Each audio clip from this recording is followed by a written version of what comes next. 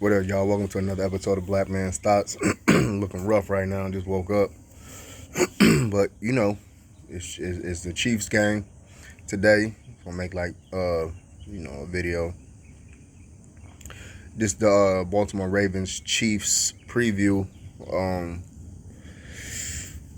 it's gonna be a tough one, man. Predicting this as an L, but hopefully my Ravens can pull it off. You know, but it's kind of hard, man, when you look at who we lost. Harbs and Winks tendency the last three games to choke against Andy Reid. Stop going using what works. I think that when you look at that, it doesn't look good. We lost Chris Westry. We needed another back. We don't have too many tackles or defensive backs to put on the field today. So one goes down, we shit out of luck, it seems. Obviously, we're gonna be putting safeties and shit at cornerback, so it's not looking good today. Um, let's look at how the Browns did them. The Browns put up 450 something yards of offense, I believe. I want to say Baker was able to throw for like 300. No, yeah, I think they threw for like 300, and they also ran for 150 on KC. Also had 2 sacks. So the Browns were able to put up more yards than KC was, but Browns have a high-powered offense, and they don't even have Odell Beckham. So they were able to put up points against KC. They were definitely able to run the ball, and I think that that's going to be the key today. Well, it would have been a key if we ever invested in our line, is to run the ball.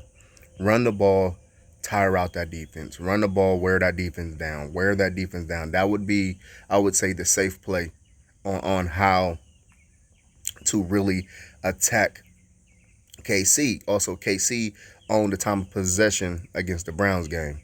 I think that that's what killed the Browns, especially in the second half, how KC was able to hang on to the ball. They didn't make any turnovers, and they let the pressure get to the Browns. And what I mean by pressure is it's a game for both of them. But when it's winding down and starting to be into the game type situations, and fatigue and sets in, they were able to capitalize on the Browns. It was the pressure just started to build to them. They thought they had it in the bag. They started playing conservative, and they were able to put KC in position, and they ultimately won the game. And I think that if the Browns have kept doing what they were doing, they would have won the game. But I think that for the Ravens, what we have to do is Harbs has to stick to the game plan. If you have a game plan, you have to stick to it. If you come off and you're running Tyson and you're running Latavius Murray and you're running Freeman and they're running and they're being productive, I know we have Lamar, but it ain't about Lamar. It's about winning the damn game. He doesn't have to have 80-something yards running, 90 yards running every game, 300 yards. He's not Mahomes. That's not what he does. Let him let him manage the games. Let him control the games. Let him keep defenses thinking and wear that defense down. I think that, you know what I mean, you let Lamar connect passes when need to, capitalize on third downs, play turnover-free football. I think that we put ourselves in a position to win the game. Like I said, if you look at the Browns, I don't think the Browns' defense is overall better than ours. I don't think that that they have better players. I mean, ours is injured, but I definitely think our defense is better than the Browns. But seeing what they were able to do for the first half really gave KC a lot of problems. It gave them a lot of problems. But now KC's seen that shit. Now they seen that shit. So, what's up? Hey, good morning. Good morning. I'm good, bro. Now they seen that shit. So, I feel you, bro. I took me a walk too, man. Walked around this whole damn thing. I know, right? But I think that what we can do on defensively, I think we could throw. The problem is, I think because we have such lack of defensive backs, and we lose MP Westry.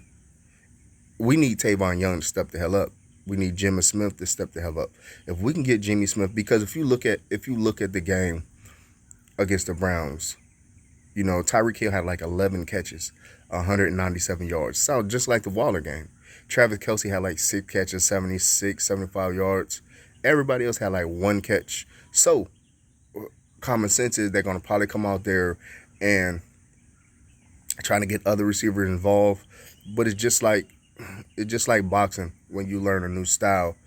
It's when crunch time comes, will you revert back to what you know?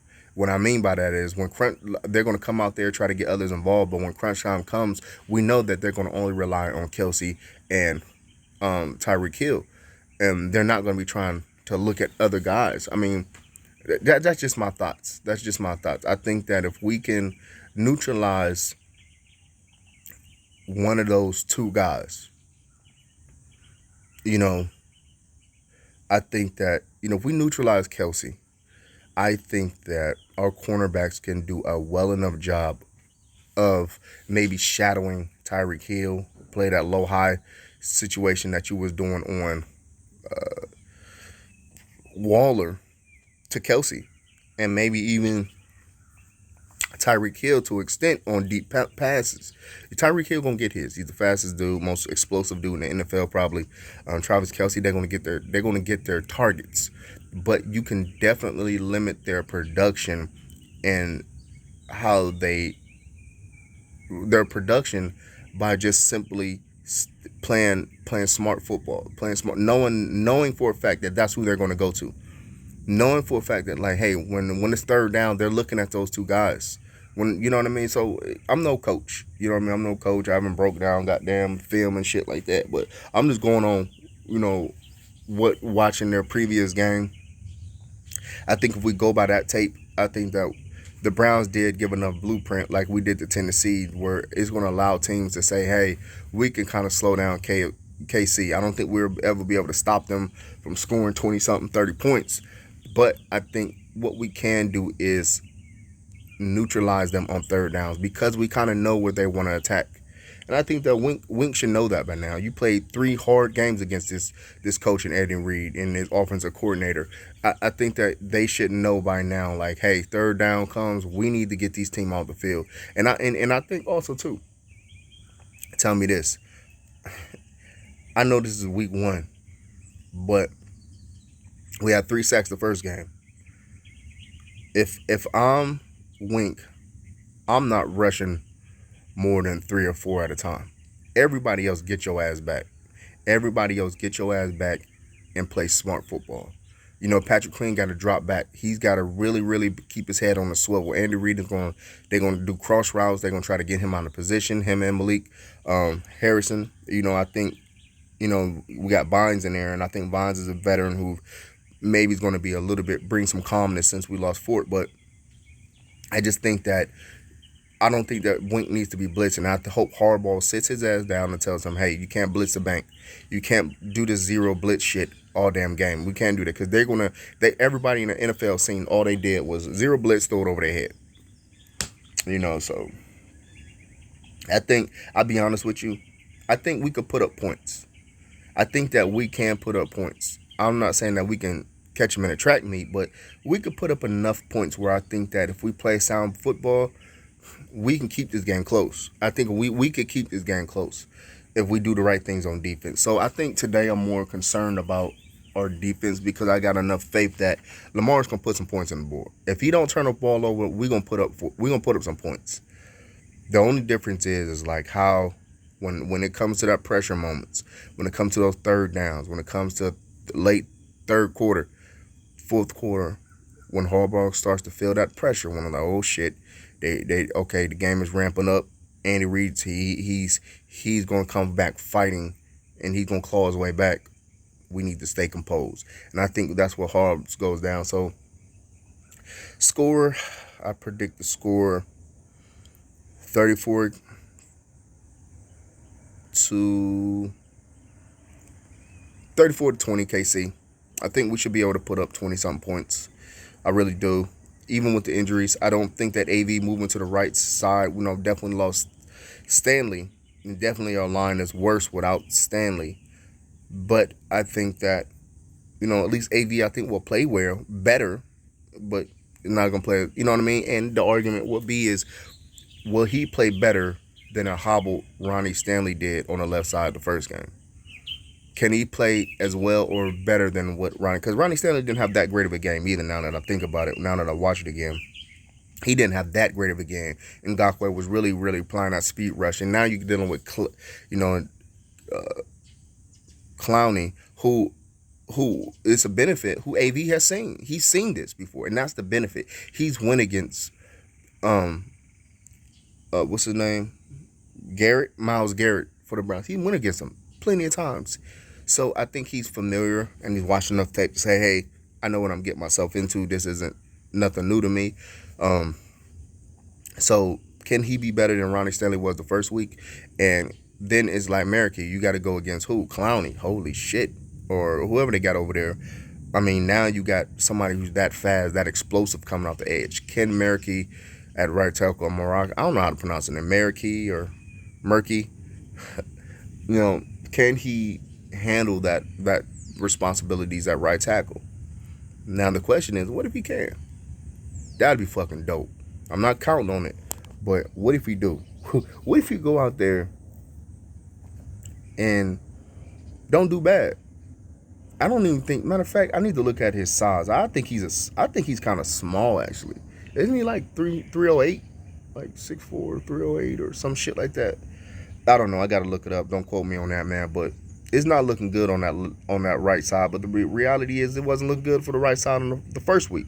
So hopefully the interior can gel a little bit. Hopefully Ben Cleveland's active just for a body. I'm not saying that he's the end all be all, but just to throw a body out there. My God, after losing Tyree Phillips, who's again not the end all be all, but it's a body. It's somebody to say, hey, if somebody goes down, at least we got somebody.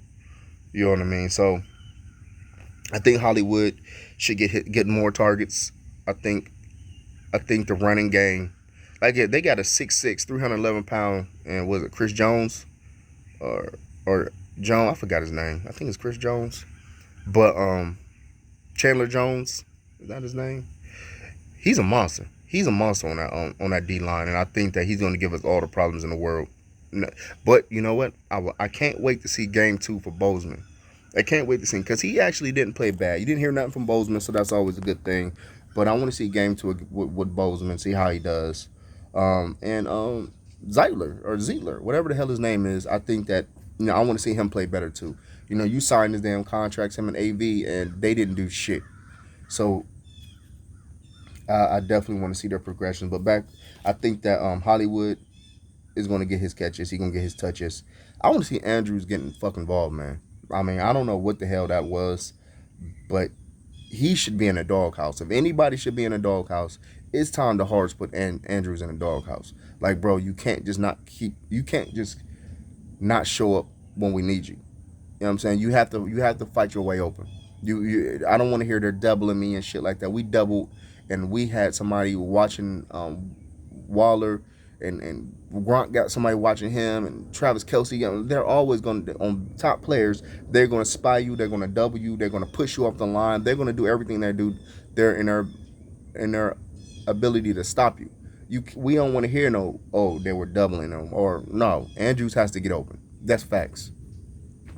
Sammy Watkins, I don't know about this whole, I'm telling this, I'm telling that. Every year, concepts may change a little bit and they may tweak certain things because, you know what I mean? But it's, even if you know the play, you have to stop it. You have to stop it. So I don't think that we need to get up in arms about who's telling who and is Orlando Brown telling plays. Who the fuck cares? If you execute the blocks and assignments perfectly, it doesn't matter anyway. It doesn't matter because, your players know where to be at the right time. They don't.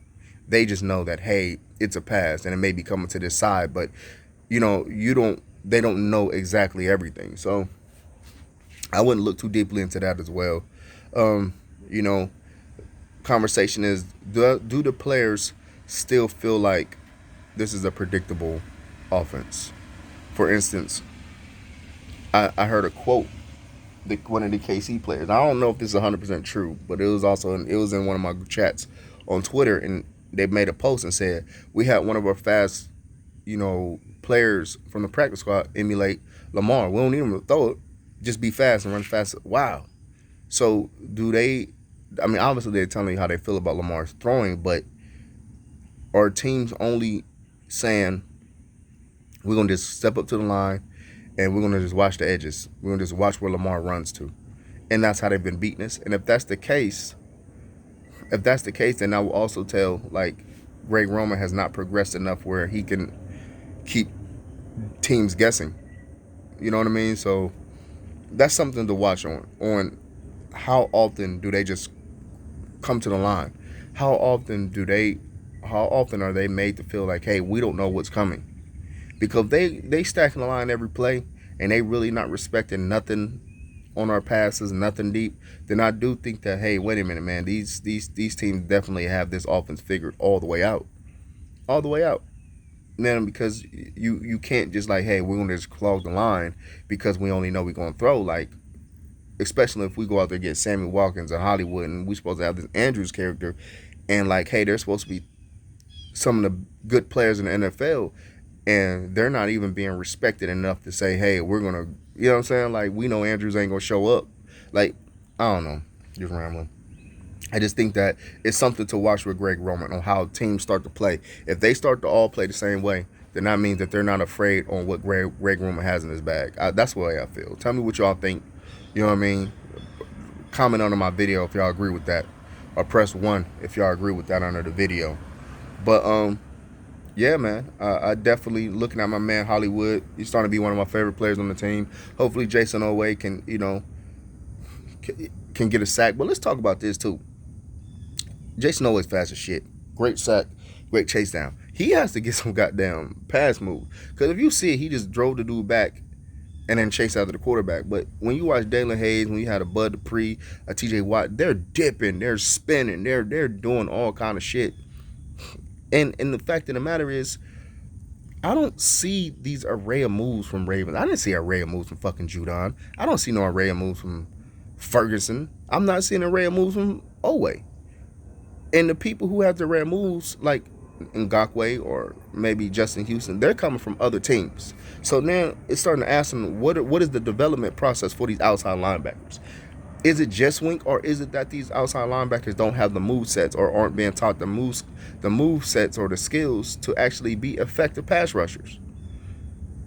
Is the scheme just say, hey, we want you to just bull rush, hold that man up, and then we can take it from there and we can blitz from different areas? Is that the scheme?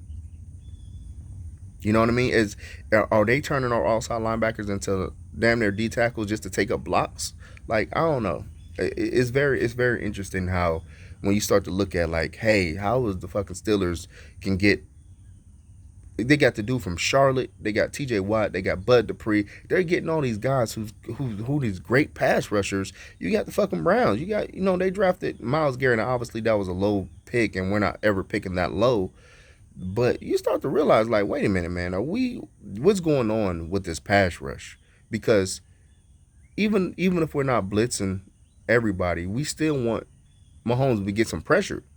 Brandon Williams, he doesn't have an array of moves, but I will say Brandon Williams was really, really doing some good things, man, getting back there a little bit, last game. So shit, you know what I mean? Hopefully that continues.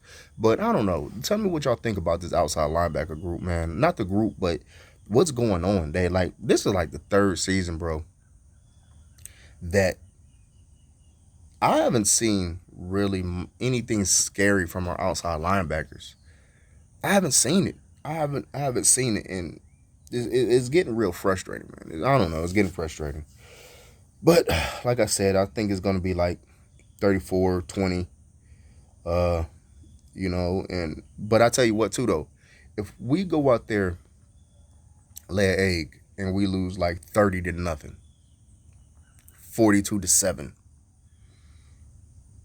is it too early to say, hey, we need to start talking about heads rolling? This season ain't going where we think it is going. Is that too early? You know what I'm saying? Is that too early? I don't think so. I think if you couple with what's been going on, the the hardships of losing in the first round of the playoffs, then winning, then losing, but how we lost, and then this year,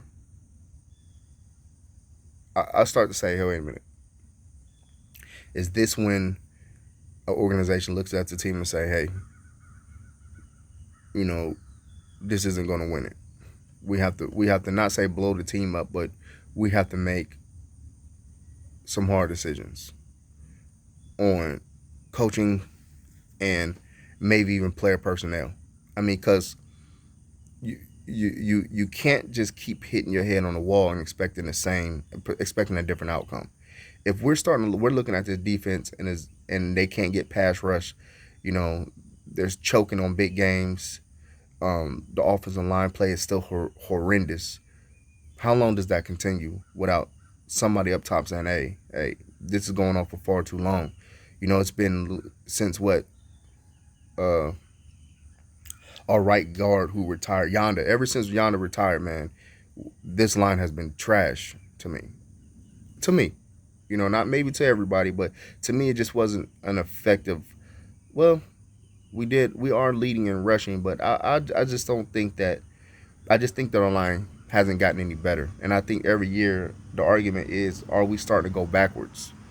You know what I mean? Like, look at our outside linebackers. We got OA, we got Dalen Hayes, but they're rookies. But outside of those two rookies, do we really have any pass rushers? We have Justin Houston. Bowser ain't never been no pass rusher. I mean, he gets decent pressure. I like Bowser, one of my favorite players on the team, but Bowser ain't no bona fide pass rusher. We got one good guy. One good guy that I can really think of and say, hey, he's a put your nose down and he's going to get after the quarterback. Push one if you agree. You know what I mean? Comment under the video, man. Let me know. Hit that like button, man. Hit that like button. Get this video played, man. Let me know what you think of what's going on, man. You know, let me know your solutions on how can we fix it, man. Again, this is Yashi Yahoo. This is Black Man's Thoughts, man. You know what I mean? It's Ravens game. We play 8 tonight. Ravens, KC. You know what I mean? I'm excited. Let me know what you think, man. Shalom, shalom.